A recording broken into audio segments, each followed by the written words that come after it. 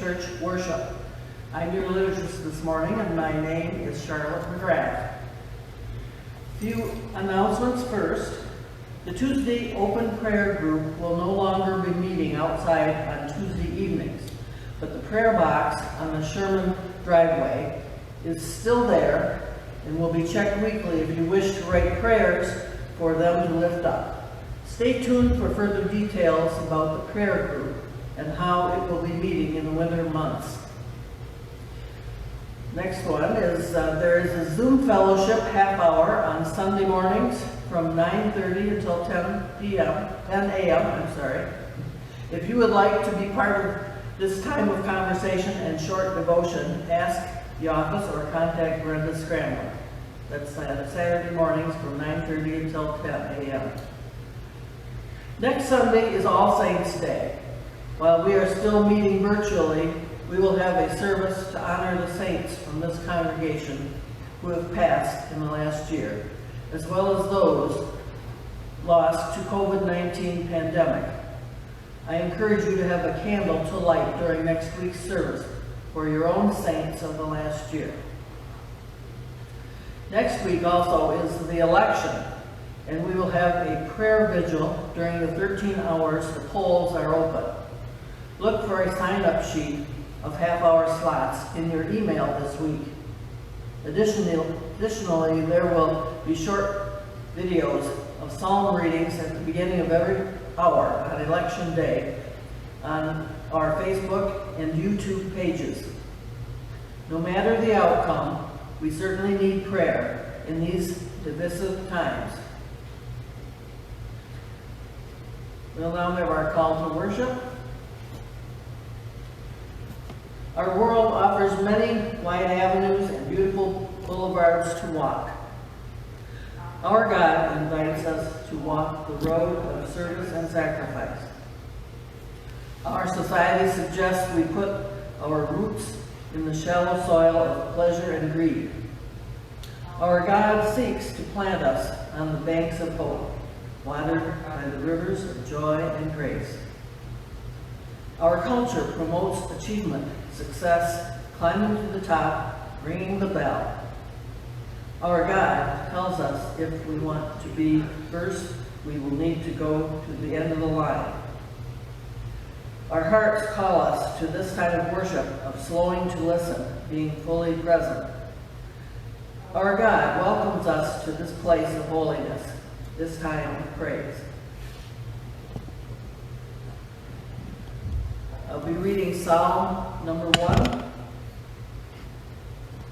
Happy are those who do not follow the advice of the wicked, or take the path that sinners tread, or sit in the seat of scoffers.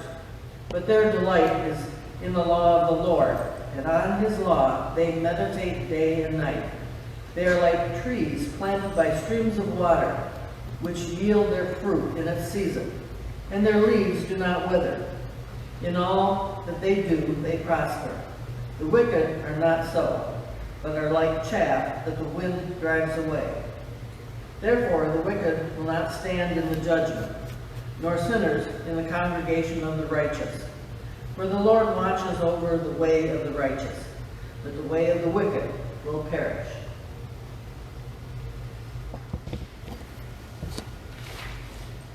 Our sermon text this morning comes from the book of Leviticus, chapter 19, verses 1 to 2 and 15 to 18.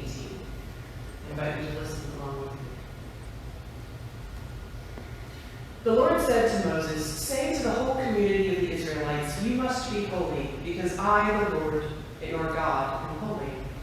You must not act unjustly in a legal case. Do not show favoritism to the poor or deference to the great. You must judge your fellow Israelites fairly. Do not go around slandering your people. Do not stand by while your neighbor's blood is shed. I am the Lord. You must not hate your fellow Israelite in your heart. Rebuke your fellow Israelite strongly so you don't become responsible for his sin. You must not take revenge, nor hold a grudge against any of your people. Instead, you must love your neighbor as yourself. I am the Lord." The word of God for the people of God.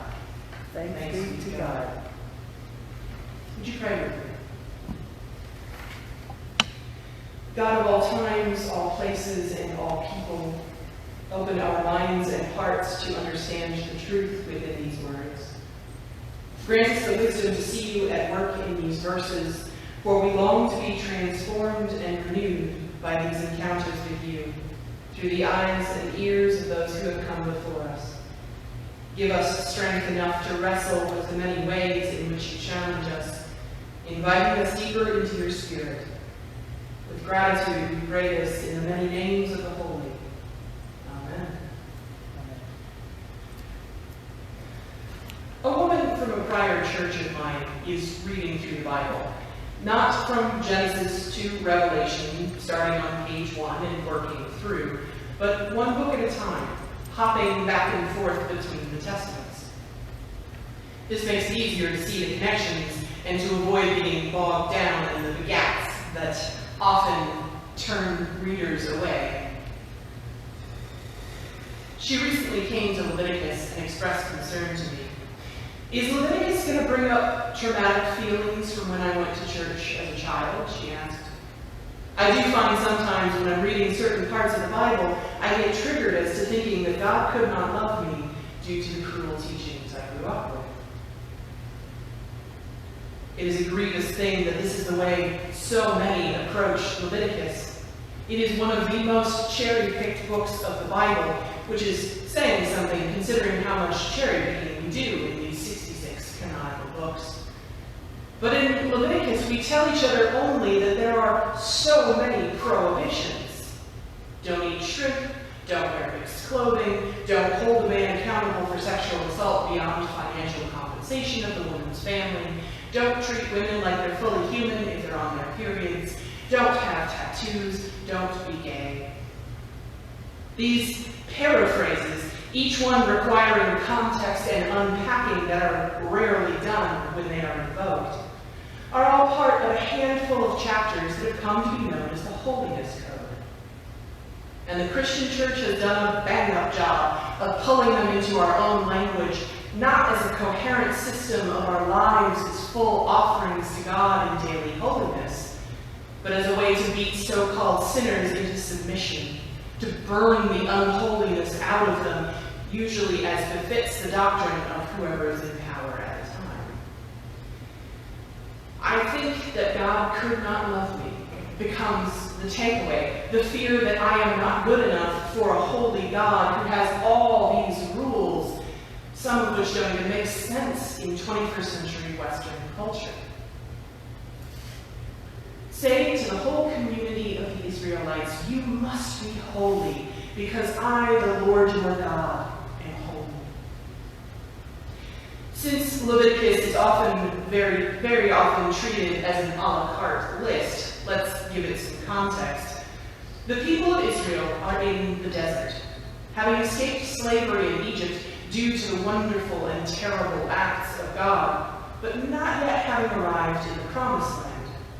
They are nomadic, learning to live as a community unto themselves for the first time in generations. In Egypt, Pharaoh told them how to live.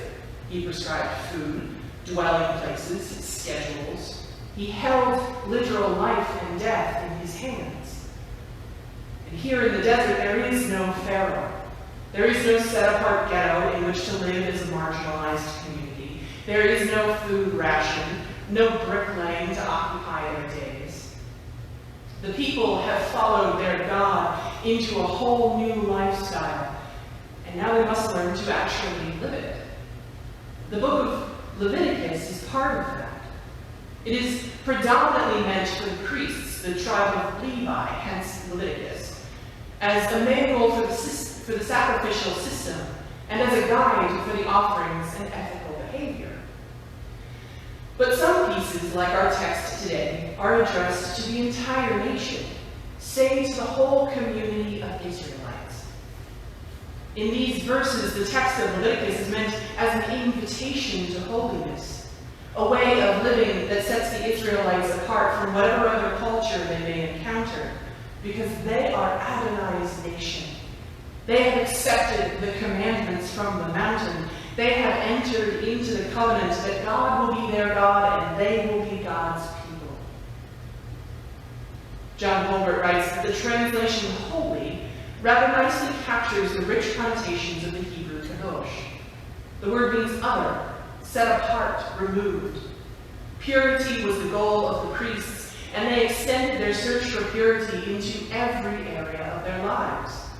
The Levitical worldview is whole and complete, part of an interlocking system of eating and sacrificing and acting in the light of certain givens that the priests lived by. So we come to the book of Leviticus, where we 21st century Christians so rarely go, as my worried friend adeptly put it, because we have been taught to be afraid of how we might be caught by it, how we might realize that we do not measure up to this, how we might tell us that God could not love us, for we are not holy. Yet, Leviticus 2 is part of our sacred scripture.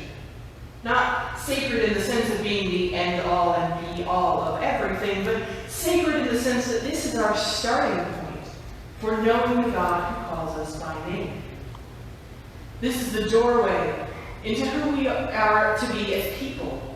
We people who so many thousands of years later claim God to be our God, offering ourselves to be God's people.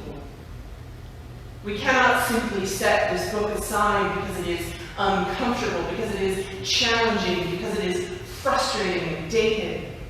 We must engage this text, but we must engage it responsibly, knowing that the context has changed, that we are not Israelites, we're not wandering in a desert in search of community structure. In this section, this address to the whole nation, the Israelites and we who read along after are given 7 different commands on how to be holy as God is holy. Don't act unjustly in a legal case. Judge fairly and without favoritism. Don't slander. Don't be idle while another is being injured. Don't hate. Rebuke those who are sinning. And don't take revenge.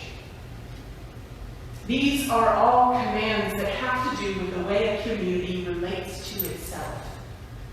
I don't have to be a 15th century BC Israelite to recognize the importance, with or without adding holiness into the mix, of fair justice, of not looking away from violence, of staying far from vigilante responses. Yet I am also painfully aware of how difficult these are. This section sums up, you must love your neighbor as yourself. And if that rings a bell, good. You've been paying attention in Sunday school or sermons or general Christianized culture. And who is my neighbor? A legal expert asked Jesus in Luke 10, to which Jesus gives the parable of the Good Samaritan, one of the most well-known parables in the Gospels. So much so that there are laws here in the United States named after the concept. This so famous story is rooted here in the much feared Leviticus. Jesus knew his Hebrew Bible. Jesus was not just lifting lines from the Bible like some of us do in our haste to make a point, preached the Reverend David Wilkie. Jesus shows us how to read and interpret the whole of Leviticus. And Wilkie goes on to claim that Jesus' entire ministry is one extended commentary on the core message of Leviticus. Holiness in our world has come to mean extreme self-righteousness, but holiness, Leviticus says, is something we find in community with each other, in the hundreds of day-to-day choices that knit us together. Holiness is treating every life, with equal value and seeking justice for all. This is no list of rules. This is a vision for life in all of its fullness, one in which no detail is too small not to treat with care. If this sounds familiar, it should. It is part of the worldview we call gospel, resonant in the message of an itinerant preacher who loved Leviticus. Do not think that I have come to abolish the law. I have not come to abolish it, but to fulfill it. This is the last week of the series, Good Enough for God. Itself, the last part of a three-part arc that we've been walking since August. If you've listened to every sermon, good for you. If you just slid in today, welcome.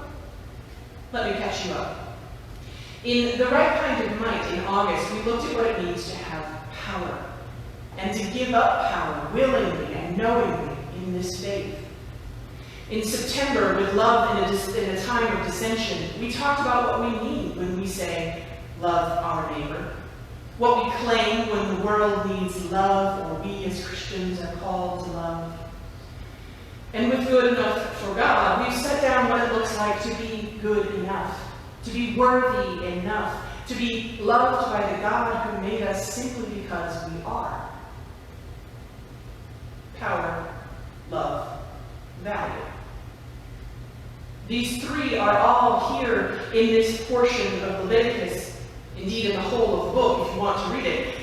And these three are all definitions and ideas that we are desperately going to need as we head into November, into an election, into a Thanksgiving where we may not be able to gather with the ones we love as we usually do, into a Christmas that will look like no Christmas we may have known before, into an ongoing pandemic that doesn't seem to have an end, that is wearing us all down, into a world that is giving us some pretty definite ideas about who should be in power, how we should love, and what exactly has value. Who has the power, and how are we calling them to justice? Rebuke your fellow Israelites strongly, so you don't become responsible for his sin. We don't get to play nice and ignore the things we are wrong just so that everyone is comfortable. Christians have been taught not to ruffle feathers, but the God who we call Christ ruffles feathers professionally. We are not to hate someone else, but neither are we to turn away when someone's blood is being shed, when someone's dignity is being stolen. We are called to more than that. We are called to the work of justice and power balance in such a way that we speak up and act out when we see someone preying on the weak who cannot fight for themselves. We are called to stand up to the people who are sinning against us, who are pushing us down, to say, this is unacceptable. Be holy as the Lord your God is holy. The Lord our God, who does not tolerate the unholiness of discrimination, of cruelty, of the misuse of trust. How are we to love? You must not hate your fellow Israelite in your heart. Hate that deep, roiling shadow that eats us up inside as we look at a fellow human being and say, they are not lovable at all. They are not God's creation the way I am. They are not someone we have to treat with compassion. That kind of hate has no place in the life of the faithful. Hate that turns inward on ourselves, carving us into red-lined reasons of how God could not possibly love me, has no place in the life of the faithful. We are to love, the kind of love that sees the light of God shining and fights for it, even when the person in whom it shines is an utter jerk, even when the utter jerk may be us. Call out all the ways in which the light is dimmed. Call in all the ways the light shines in the darkness, and the darkness has not overcome it. Love your neighbor as yourself, for I, the Lord, am holy. For holiness lives in love that does not dismiss or belittle, but empowers and protects. Love that accepts the glorious diversity of creation and refuses to lend itself to trauma and pain. What is it to be good enough? You must be holy, because I, the Lord your God, am holy. We will never be God, and thanks be to God for that. But we can certainly be holy. An article titled "Holiness is Where You Find It" stated that in our culture, holiness is reserved for someone else, usually a religious leader like Mother Teresa, who devotes her whole life to helping others.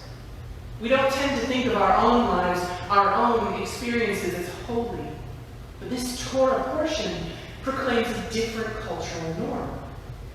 It begins, "Be holy, Kedoshim, because I, Adonai your God, am holy, and according to Torah we are created in the image of God, B'Tselem Elohim." In Jewish tradition, being created in the image of God doesn't refer to a physical likeness, but rather a moral possibility. Rabbinic Judaism subscribes to the doctrine of imitatio Dei, the imitation of God, that God is a role model for human behavior. Holiness is a spiritual discipline, but one that is available to us at any moment. It is more a matter of mindfulness than dramatic behavioral change. Be mindful as a practice of being holy. Be holy as a practice of being good enough. Be good enough as a practice of being loved. Be loved as a practice of being empowered. Be empowered because you, dear heart, are a purposeful creation of God. And you are claimed every day, even when you want revenge, or you slander someone, or you forget to love your neighbor, or yourself. It is a life, this holiness practice. We keep practicing until we are perfect, someday.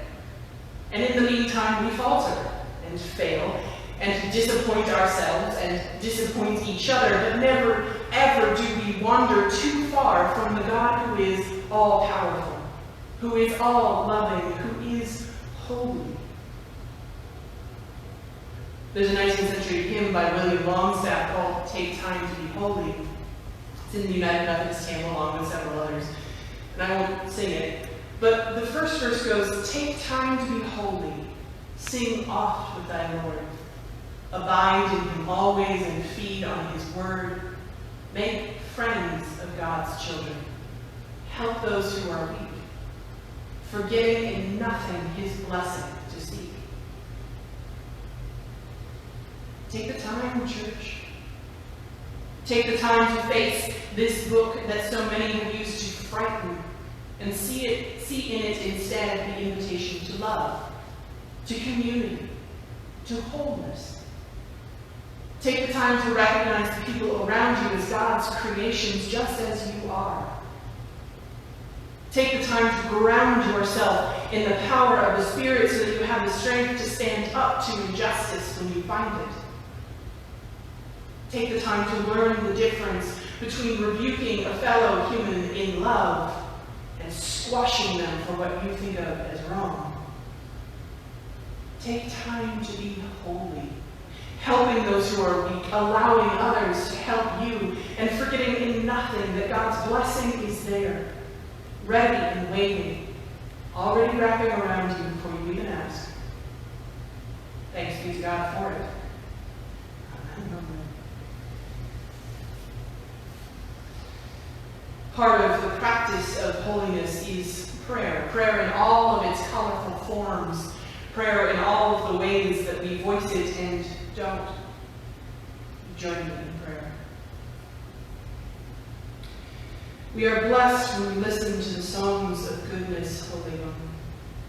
When we skip down the paths of grace, hand in hand with wide-eyed kids. We are blessed when we pay attention to the word of life and welcome. When we think about it more than once in a while. We are blessed when we put down roots in life's soil, watered by the gardener, dipping from pools of peace. We are blessed when we share hope with the hungry and offer cool cups of trust to all who are parched by the world. We are blessed when evil becomes dust drifting away, when we choose not to chill with troublemakers. We are blessed when we play leapfrog with wonder, when God sits on a bench knitting and watching with a careful eye. We are blessed by you, God in community, holy in one, And so lift the prayer that we have been taught, saying, Our Father, who art in heaven, hallowed be thy name. Thy kingdom come, thy will be done, on earth as it is in heaven. Give us this day our daily bread, and forgive us our trespasses, as we forgive those who trespass against us. And lead us not into temptation, but deliver us from evil. For thine is the kingdom, and the power, and the glory forever. Amen.